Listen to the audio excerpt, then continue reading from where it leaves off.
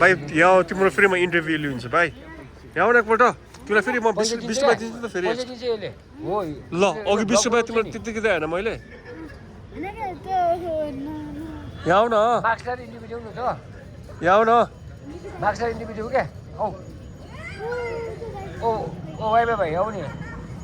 तिम्रो नाम के अरे के वाइवा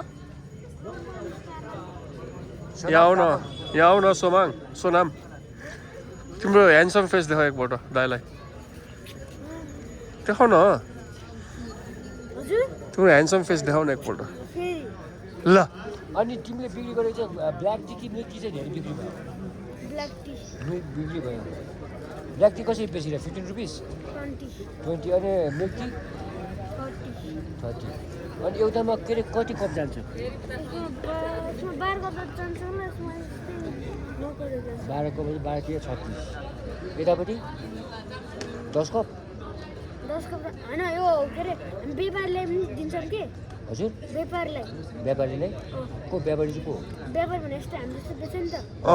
तिनीहरूलाई चाहिँ हल्का कम गर्नुपर्छ ए तिमीहरूले घरमा बनाएर आएको हुँदैन उनीहरू किनेर हाल्ने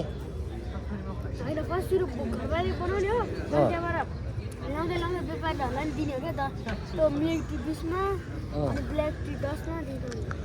तिमीले कति भयो बेच्न थालेको यसरी 4-5 महिना दिनको कति कमाइ हुन्छ 500 हुन्छ मम्मीले नि बेच्नुहुन्छ मम्मीले छुट्टी उसले छुट्टी होला मम्मीको नि 500 हुन्छ अनि स्कुलमा पढ्नु भ्याउँछ नि भ्याउँछ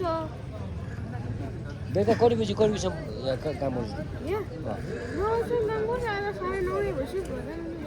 अनि घरबाट खाना खाने सुत्ने भोलि बिहान स्कुल हाट आउनु नजिकै छ है ल ठिक छ कति क्लास पुग्यो तिमी 4 दामी एकपल्ट फेरि फेस देखाएछ दालाई प्लिज देखाउ न एकपल्ट हाल्दैन अब मेरो हाल्यो नि मेरो आफ्नो उसमा हाल्छ कसले नि हेर्दैन तिमी पछि भाइरल भएर यस्तो मान्छे नि यस्तो हिरो छ के अरे Sonam Waiba Roman good name ल थ्याङ्क यू भाइ ल जाऊ त तिमीलाई गुड लक टर्न बिजनेस गर आज ल मैले त तिमीलाई 20 रुपियाँ दिएँ नि त च्याना खाइन दिएँ नि पैसा है ल हाल्दैन ल भाइ हाल्यो भने के हुन्छ अरे तिम्रो साथीले देख्छ हो युट्युबमा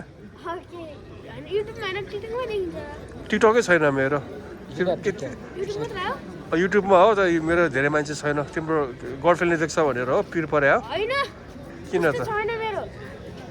किन हाला भने टिकटकमा त किन हाला भने ए मेरो टिकटकै छैन हाल्दिन होइन ब्लगर होइन म